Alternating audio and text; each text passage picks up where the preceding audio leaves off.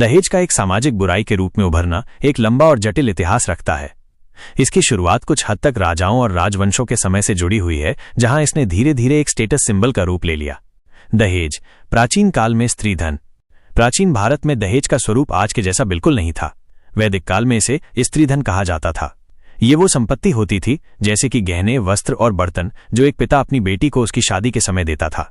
इस पर पूरी तरह से बेटी का ही अधिकार होता था। ये संपत्ति उसे आपातकालीन स्थिति में आर्थिक सुरक्षा प्रदान करने के लिए दी जाती थी। इस तरह ये एक स्नेहपूर्ण भेंट थी, न कि कोई सामाजिक दबाव या लेन देन। रामायण और महाभारत जैसे महाकाव्यों में भी ऐसी भेंटों का उल्लेख मिलता है, जहां सीता और द्रौपदी को उनके विवाह में बहुमूल्य वस्तुएं दी गई थी। राजवंशों में दहेज का स्टेटस सिंबल बनना। मध्यकाल के दौरान जब राजवंशों का प्रभाव बढ़ने लगा, तो विवाह केवल दो व्यक्तियों का मिलन नहीं, बल्कि दो परिवारों और राज्यों के बीच एक राजनीतिक और आर्थिक गठबंधन बन गया। इस समय दहेज का स्वरूप पूरी तरह से बदल गया। प्रतिष्ठा का प्रदर्शन। राजा महाराजा अपनी सामाजिक प्रतिष्ठा और शक्ति दिखाने के लिए अपनी बेटियों के विवाह में बड़ी मात्रा में धन, भूमि, घोड़े, हाथी और कीमती सामान देते थे। ये एक तरह की होड़ थी, जिसमें एक राजा दूसरे से ज्यादा दहेज देकर अपनी शान और रुतबा दिखाना चाहता था। शादी की शर्तों में शामिल होना। धीरे धीरे दहेज उपहारों से बढ़कर विवाह की एक अनिवार्य शर्त बन गया। कुलीन परिवारों में लड़के की सामाजिक स्थिति और शिक्षा के आधार पर दहेज की मांग तय होने लगी। ये एक लेन देन की तरह हो गया, जहां दुल्हन का परिवार दूल्हे के परिवार को आर्थिक रूप से संतुष्ट करने का प्रयास करता था। बेटियों को संपत्ति से वंचित करना।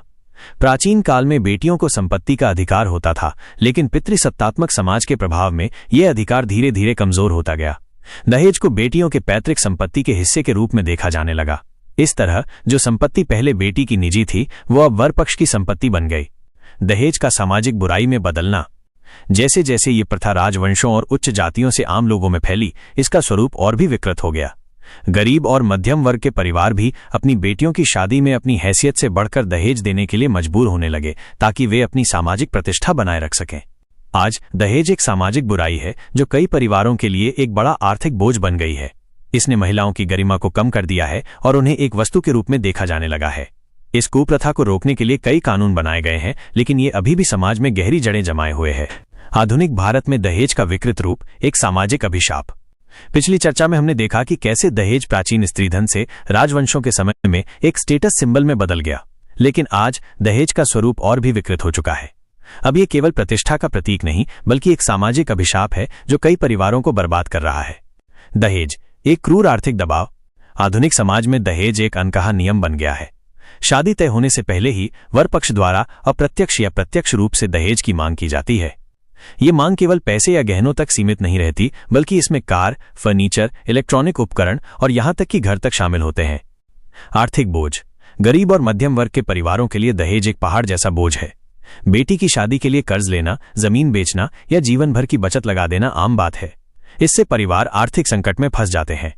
महिलाओं की स्थिति पर प्रभाव। दहेज ने महिलाओं को एक वस्तु में बदल दिया है, जिसकी कीमत उसके परिवार की आर्थिक क्षमता से तय होती है।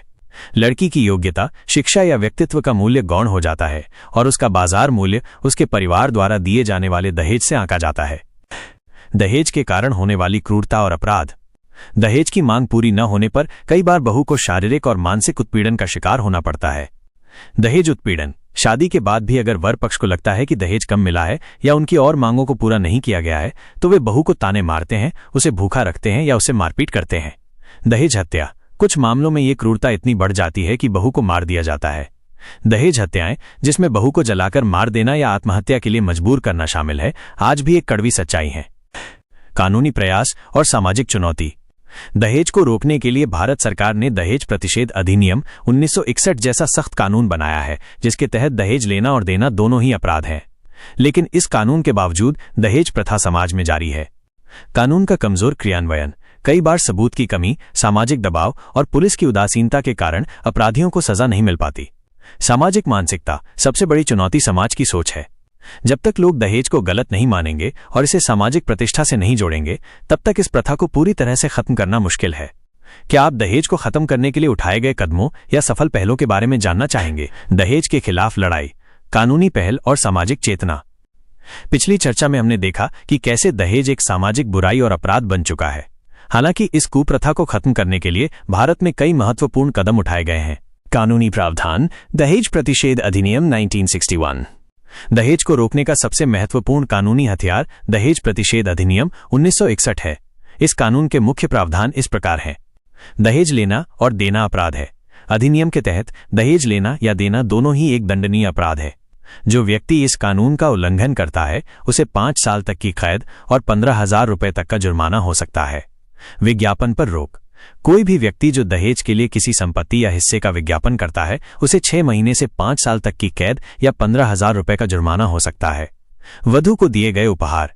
ये अधिनियम उन उपहारों पर लागू नहीं होता है जो वधू को उसके माता पिता, रिश्तेदारों या दोस्तों द्वारा दिए जाते हैं, बशर्ते ये उपहार परंपरागत रूप से और बिना किसी मांग के दिए गए हों। दहेज हत्या और क्रूरता। भारतीय दंड संहिता आईपीसी की धारा 498A और 304B के तहत दहेज के कारण होने वाली क्रूरता और हत्या के लिए सख्त सजा का प्रावधान है। सामाजिक जागरूकता और गैर सरकारी संगठन NGOs। कानूनों के अलावा सामाजिक जागरूकता भी इस कुप्रथा को खत्म करने में एक महत्वपूर्ण भूमिका निभा रही है। शिक्षा का प्रसार। शिक्षा ने महिलाओं को सशक्त बनाया है। शिक्षित महिलाएं दहेज जैसी कुप्रथाओं का विरोध करने में अधिक सक्षम हैं। गैर सरकारी संगठनों का योगदान। कई NGO दहेज के खिलाफ जागरूकता फैलाने के लिए काम कर रहे हैं। वे दहेज पीड़ितों को कानूनी सहायता, परामर्श और आश्रय भी प्रदान करते हैं। मीडिया की भूमिका। मीडिया ने दहेज से जुड़ी त्रासद कहानियों को सामने लाकर समाज का ध्यान इस गंभीर मुद्दे की ओर आकर्षित किया है, जिससे लोगों में जागरूकता बढ़ी है। दहेज को खत्म करने की दिशा में आगे का रास्ता। दहेज को पूरी तरह से खत्म करने के लिए हमें न केवल कानूनों को और सख्ती से लागू करना होगा, बल्कि सामाजिक मानसिकता में भी बदलाव लाना होगा। बेटियों को सशक्त बनाना, लड़कियों को शिक्षा और आर्थिक रूप से आत्मनिर्भर बनाना सबसे प्रभावी तरीका है। एक आत्मनिर्भर बेटी को दहेज की जरूरत नहीं होगी और वो इस कुप्रथा का विरोध भी कर सकेगी। सामूहिक विरोध। समाज को सामूहिक रूप से दहेज का विरोध करना चाहिए। जिन शादियों में दहेज लिया जाता है उनका बहिष्कार करना एक सशक्त कदम हो सकता है। बेटों को शिक्षित करना। बेटों को ये समझाना जरूरी है कि दहेज एक अपराध है और अपनी पत्नी को समान सम्मान देना उनका कर्तव्य है। दहेज एक जटिल सामाजिक समस्या है जिसे खत्म करने के लिए सरकार, समाज और हर व्यक्ति को मिलकर काम करना होगा। क्या आप किसी ऐसे व्यक्ति के बारे में जानना चाहेंगे जिसने दहेज के खिलाफ लड़ाई लड़ी और उसे सफलता मिली? अगर आपको ये वीडियो ज्ञानवर्धक और रोचक लगा तो द रियल स्टोरी को लाइक, शेयर और सब्सक्राइब करना न भूलें।